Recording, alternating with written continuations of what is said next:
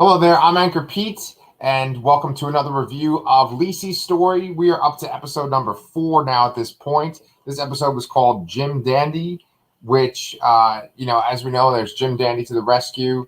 I don't know who is coming to rescue LISEY at this point. She's in it pretty deep. What do you think?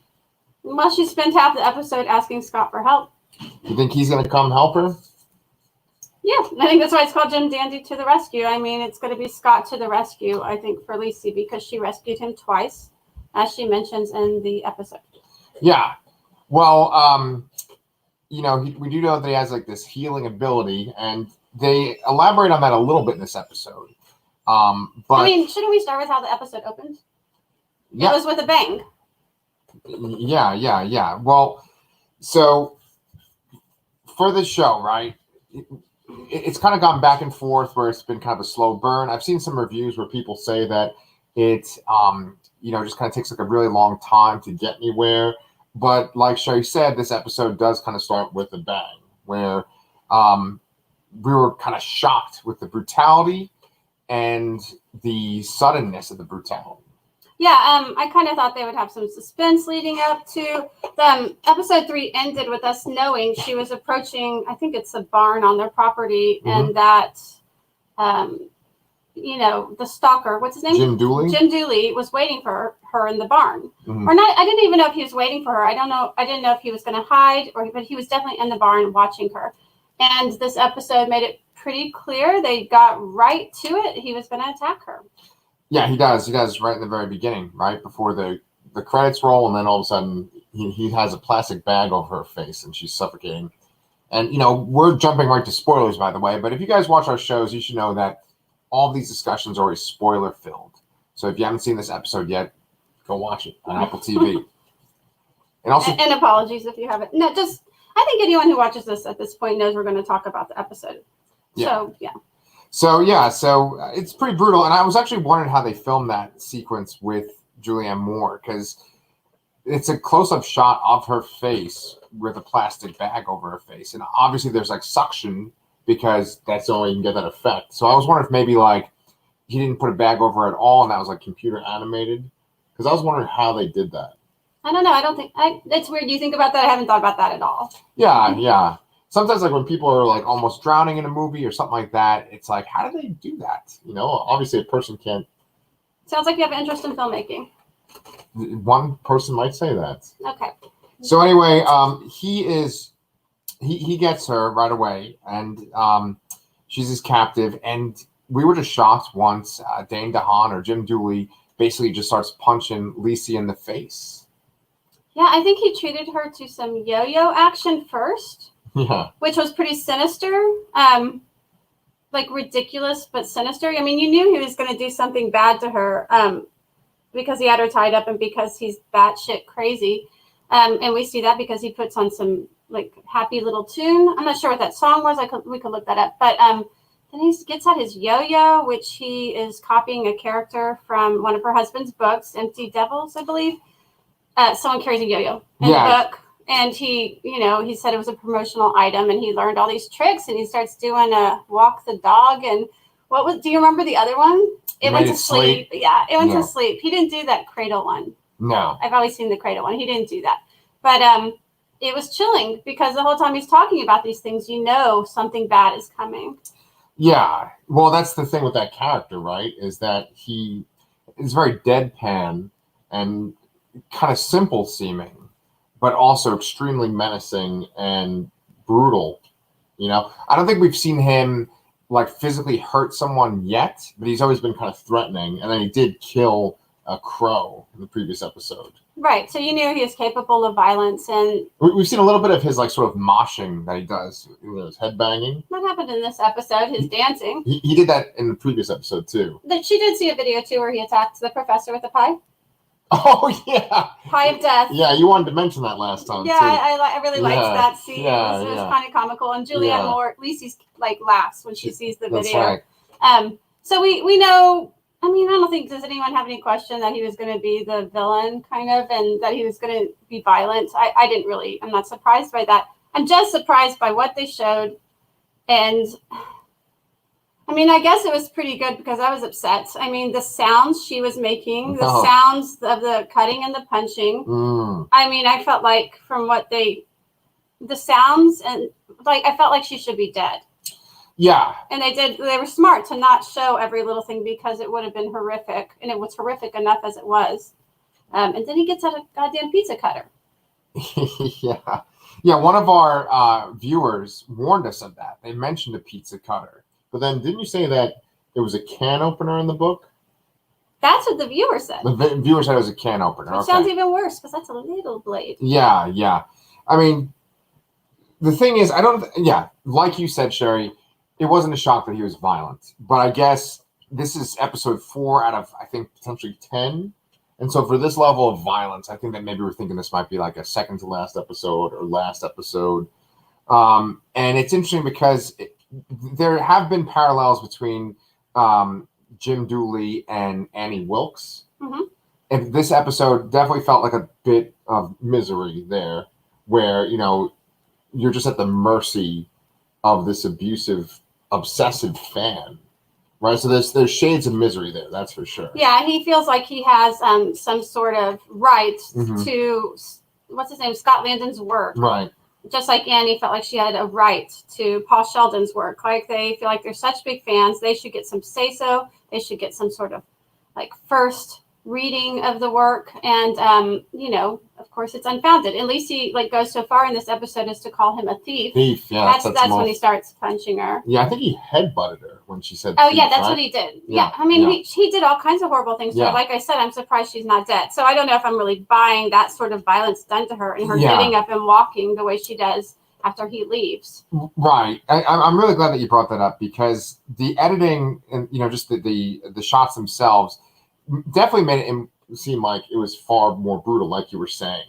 Like, they do it all off screen, and then there finally is a reveal of what she looks like. She turns on a lamp, and I was expecting, pieces of her face to I thought fall he was off. slicing her face. I know. Right. I just thought she'd be, completely, I don't know. I just thought she should be dead. So I think the implication was that he sliced her chest with the pizza cutter. Yeah.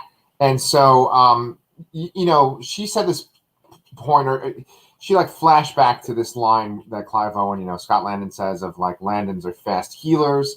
And then she sort of alluded to it. She's like, I'm a Landon just in marriage only. I'm not by blood. Mm-hmm. So I don't know if they were implying that she was already healing and that maybe she looked worse than she did. The way that I took it, maybe I want to see if you agreed with me or not. The way that I took it was the reason why they heal quickly is because they're able to go to the Booyah Moon kind of area and drink from these waters or go in the waters to heal themselves. They don't just heal like Wolverine automatically. Yeah. Okay, that's what you took it to? Yeah, I mean, they reveal a lot about that in this episode because this whole brutal scene, while it's probably a major actual thing that happens in the present, because so much of the story so far has been flashback and in the past. This is something that's actually happening to her now. Yeah. That doesn't take that long in this episode. Most of the episode is her thinking back, and I think she's trying to figure out how she's going to get how she's going to deal with this guy. But first, how she's going to heal herself. Now she happens to be married to a man who was able to magically heal himself. Pretty convenient. And so we get a little bit of information about how he was able to do that. I don't feel like we have all of the answers, but yes, it looks like he and his family have a connection with this place, this Booyah Moon, where there are healing waters. Yeah. She did say, but I'm only a Landon by marriage. I really liked that line in that moment because it shows what she's thinking about. I think she's wondering if she can get there without him because he took her there. Yeah. And she spends this episode thinking about how can she get there? She's touching water. She goes out to the pool, right? And at the end of the episode, she turns on water in the bathroom. Somehow water is connected. Water is absolutely transporting you there. Connected, yes. And another interesting thing that happens in this episode is she has a flashback to a moment she had with her sister Amanda, who seems to understand Scott, and Scott understood Amanda because they both seemed to go to this Booyah Moon place. I don't know if Scott had taken Amanda there or she had gone there on her own before. Yeah. But it might be why Lisey is able to go. Maybe her family has some connection as well. I do think that. I think I might have mentioned that in a previous recording of ours. Yeah. Where I think that maybe Amanda was able to go there, like using her imagination. Right. There's something with from childhood, the Hollyhocks, which is a boat, which again is on water. And I wonder, like, we just don't have all the information. This is a story that's being told slowly. Yeah. A lot through flashback. Yeah. And okay, so that brings up a bit that I wanted to unpack too. Well, I wanted to address the sister connection, but before that, just the way that they tell things through flashback, I feel like it's kind of novel on this show. It kind of reminds me, I know I've mentioned like Legion before, but they're doing things a little bit differently here than I've seen in other shows before. Like, first of all, they do flashbacks within flashbacks sometimes, right? Yeah. But besides that, they'll have these flashback sequences and they'll cut to Julianne Moore in the present, and she'll be like talking to herself as if she's having the flashback, right? Usually on a show that has flashbacks, like even like Lost or something, the way it works out is a character sees something, then we cut to a past time, then we cut to the present, and we move on, right?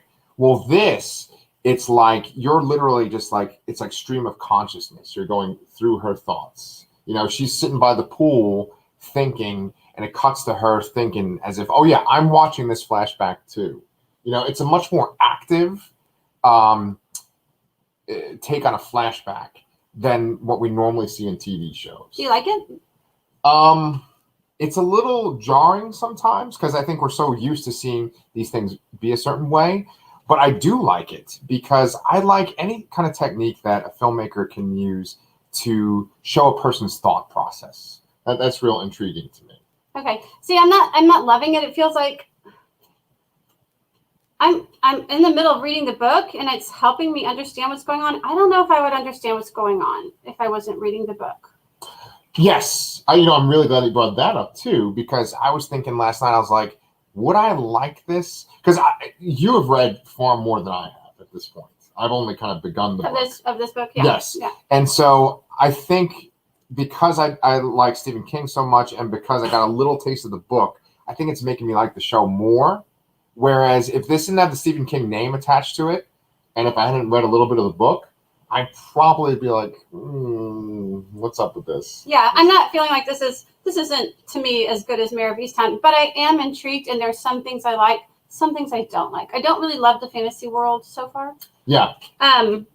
Like, okay, so this episode, he takes her there, and again, that's in flashback. He takes her when they're under the Yum Yum tree, which is a reference to a previous episode. Right. And in that episode, they didn't really show what happened when he took her. In this episode, they show more of what happened when he took her. Mm-hmm. But then they also show what happened when he took his brother when they were children. Flashbacks within flashbacks. It's so many flashbacks, and they aren't doing them all at once. They're spread all out throughout the episodes, and I'm having kind of a hard time keeping up. But I get the picture, which is, I think, which is what you said. You know, it's a healing place with healing waters, and I bet this unfolds a lot better in the book because the way it's unfolding, I sort of feel like. I got it. You don't need to keep going back and acting like it's this magical thing. Like, I feel like they're trying to do a thing where the light bulb goes off in her mind, and then that's going to affect the present. Like, so she's having all these thoughts, and that's going to show her what to do to heal. Like I said, I got it, and I feel like they're taking a really long time to get to that, and they're like showing all these scenes that add up to it. Yeah. And I've seen other like movies do this sort of thing, but more effectively. I actually thought of Kill Bill. You know, there's a scene where Uma Thurman's character has to wiggle her big toe. Yeah, and they do a whole flashback about why she is able to accomplish that. Yeah. And it's really good, really well done. Everything that happens in the flashback adding up to the moment in the present where she is finally able to wiggle her big toe. It's really good. So, and also I thought of Signs, that movie. You know how in Swing Away? Yeah, Swing Away. It's all based on the past, right? But that phrase "swing away" isn't significant unless you know about the past. Yeah. You know what I'm talking about? Yeah, the brother. Yeah. So I feel like they're doing a thing like that here with Lisey, but I don't feel like it's as good or effective, and it's like too much. Yeah. I'm still forming my thoughts on it. Sorry to ramble. No. It's not a ramble at all. I mean, that's the thing, right? Is I mentioned before that this show has gotten some negative criticism from viewers, from other people that post stuff like this or people that write in blogs. And I think a lot of the criticism is Stephen King himself, because Stephen King has written the teleplay for each of these episodes. It seems like it's the same director every time, Pablo Larraín, and then Stephen King writes it all, right? And the main criticism is that it just seems like it's just taking so long. It's kind of meandering. It takes so long to get to a certain point. I mean, everything that we've seen in the episodes, with the exception of the violence, is kind of stuff that they've already kind of established or alluded to already, right? There's like, you can go ahead and say your thing, but essentially it's like almost like there's like 2 scenes too many to establish certain ideas, where it's like, okay, we got the idea in one scene, and then they do it for like 2 more scenes. I guess so. I mean, I guess I do feel that way. I got it. But I mean, I can see how it's a book, though, because this kind of thing happens more like slowly and in more detail in a book. And I'm listening to the book right now, and I just feel like they've showed things by this episode that haven't even happened, and I'm halfway through the book. Like in the book, I don't even know what happened under the Yum Yum tree yet. And I'm almost halfway through, and they haven't got to the scene with what happened with the father, with Scott's father and his brother. They haven't done that yet. So they've only alluded to these scenes. So I think the book's kind of like that, but they're trying to stuff it all in, and it's not coming out totally right. So I guess I don't know if we need to go on more about the problems we have with it. Yeah, no, it's fine. Is there anything you want to talk about that you liked about this episode? I have a few things that I really liked about this episode. I liked Dane DeHaan as the villain. Yeah, Dane DeHaan. He is turning out this great performance. I think everyone is really good in this, though. Clive Owen has this sort of withdrawn kind of character. See, I was thinking he's wasted in this part. So, I mean, he's the person everything's revolving around, even though he's dead. And I think Clive Owen's a really good actor, and I think he's just sort of. I mean, he's actually catatonic throughout half the episode. I mean, I know that's part of his character, but I don't know. Maybe he's miscast to me. Could be. I think he's a very fiery, actor with a lot of passion, and like here, he's just supposed to be kind of calm and wounded, and I'm not loving it. From what I've read of the book, and maybe you can tell me if I'm right or wrong, the Scott Lang in the book seems a lot more like Stephen King, like the way he talks and stuff, and the way he kind of carries himself. From what I've seen of interviews of Stephen King, and like Clive Owen doesn't seem like that at all. He just seems like a very melancholy sort of he seems subdued like Clive Owen. He's so sad. And, he has a lot more character or personality in the book. Yeah. He's more of a character. Okay. He makes up words and things like that, and I haven't seen that really in this show. And I know there's only so much you can put in because the book takes a lot longer, but I'm not feeling it with him. Sure. But I like the villain a lot. He's super creepy. He's effective. I'd be afraid of him, and I kind of just want to see more happen with him. Yeah, well... He threatened the sisters. Yes, and we were talking about things that I liked a lot from this episode. There's one scene that I liked a lot, which was when the sister Darla went to Amanda's house. Jennifer Jason Leigh, right, goes to the other house that's nearby, and he's in the house. And so she goes to these rooms, and I thought it was a really great kind of sequence because she's packing up all these items to defend Lisey. She's putting a gun, she's putting mace, she's putting a taser. No. She's just getting Amanda's stuff. Because they've taken her to the mental hospital and she's packing up her stuff. And she gets the gun because they agreed Amanda shouldn't have a gun. Okay, so there was no conversation where they were like, we'll bring you the gun. Oh, I guess she doesn't like guns because Scott was shot. They don't know at that point that Lisey's in such danger. It just happened. I think that Lisey and Darla have talked about the threats and stuff, I think, at this point. I don't think they have any idea that he's about to be in her house, though. They don't know the severity of it, but there is a conversation, I think maybe it's with cops, though, where Lisey says, I don't like guns, and then she says, I have my protection, and she has the shovel, right? Right. So anyway, regardless of the intent, I thought this is a great sequence because here's this woman packing all these items to defend herself with, not even knowing that the guy that, you could use to defend yourself, or using things to defend yourself. Right, if she could just take that gun and turn around and shoot him. He's right there. I thought it was very chilling because he doesn't say anything. They don't cut up to his face, staring at her. He's just sitting in the dark. And at one point the light goes on because she turns on a light. You just see him sitting there.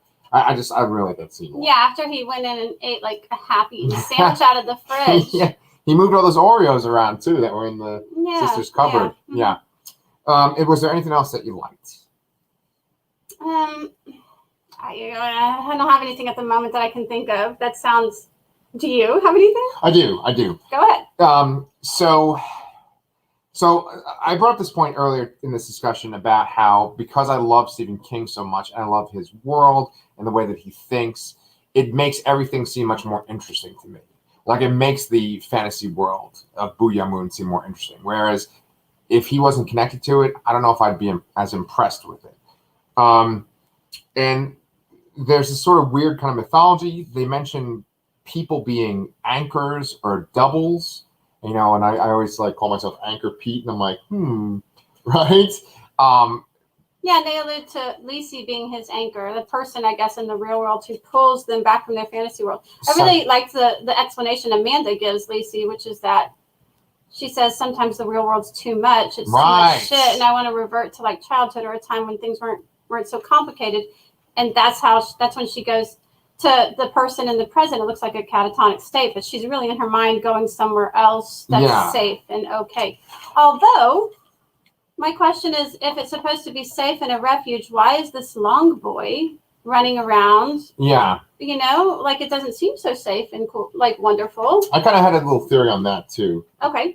So, in the book, I know that they've kind of referenced that long boy, and they said it has that piebald side, right? Which is like kind of many colors or faces, right? That's what like patchy hair. Patchy. Okay. In this, just from what I've seen on the show, it almost makes it look like he's like almost like a composite of a bunch of different people making this big form. And I wonder if that's like a collection of people that are like stuck there, almost like trying to come out or something. Oh, you're trying to figure out what long boy's made of?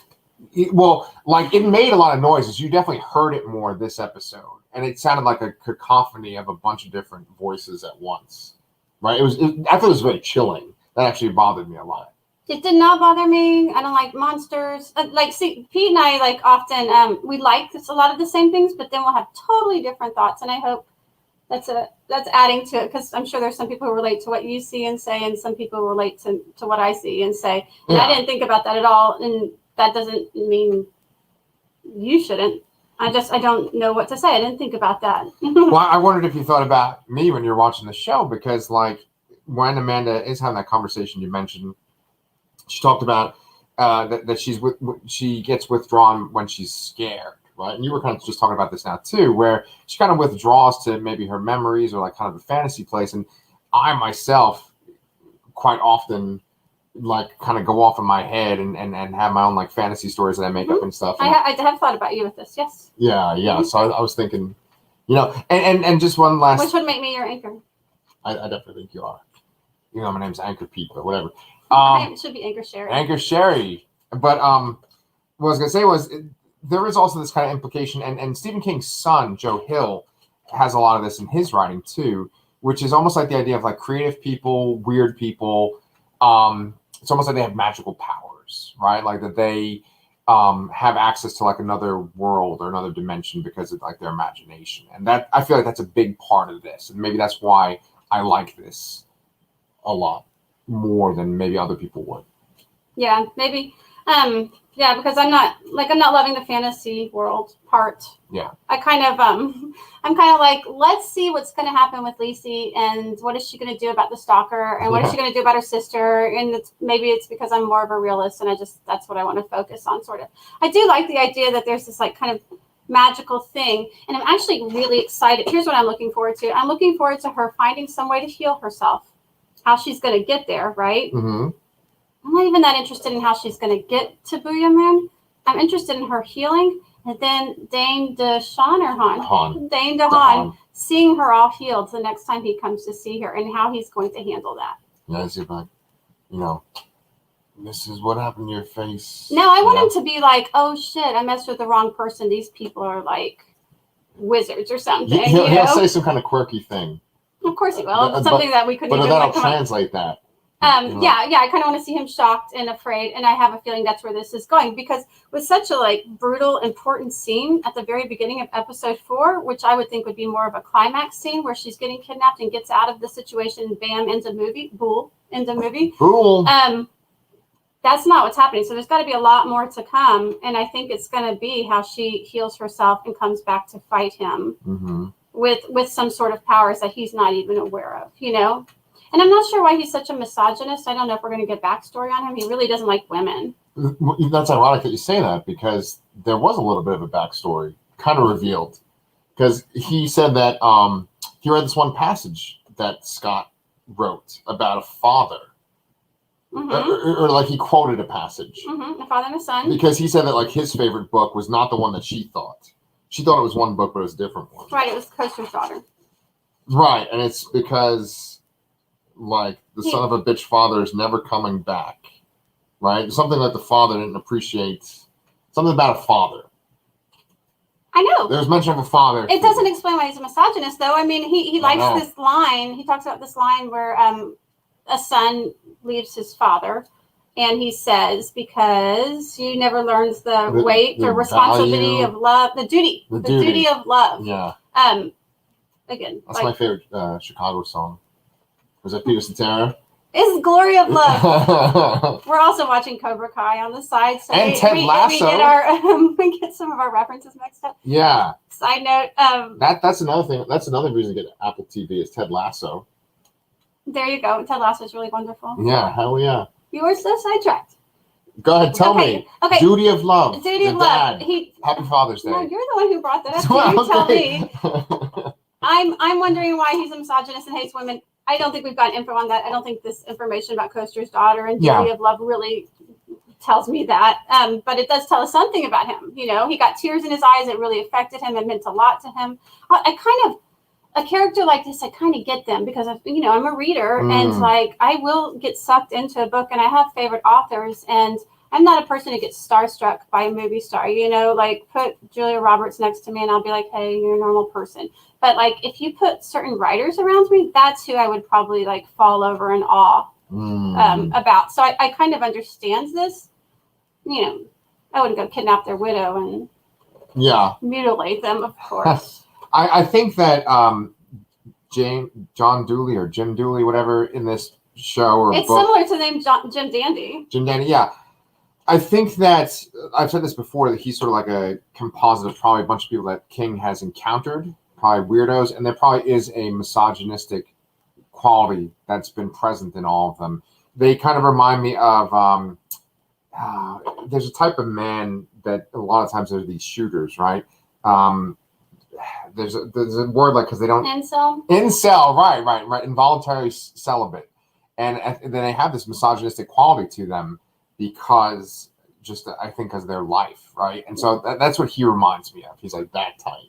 So I think that it might not be that there's a distinct reason for his misogyny. It might just be that like that's the kind of thing he is, right? I think there are reasons people are misogynists, but they're not always clear cut. They're probably like complex, and it takes several things happening to make them that way. Yeah. I'm just wondering if they're going to like go into it in this show with this character, but maybe they don't want us to focus on him. I mean, this is maybe more of a like Lisey gets her groove back type thing. Yes. You know, like she's been depressed for 2 years over her husband. Looks like she's kind of sleepwalking through life. And I'm wondering if this is going to you just didn't eat that. Was that a cookie crumb? I think this might be like how she's kind of get her mojo back and like get her strength back and her Liseyness. It is called Lisey's story. So that's what I think is happening here. She's at the point where maybe she's at a real low right now. He just beat the crap out of her, and she's got to figure out how to climb out of the hole she's in. Yeah. I think you're 100% right. Which I think is a beautiful, lovely story. I just hope they, maybe make it, like, speed it up a little, or it needs a little help. Yeah. I think with Stephen King being the teleplay, writer, I think that it might not be that sped up.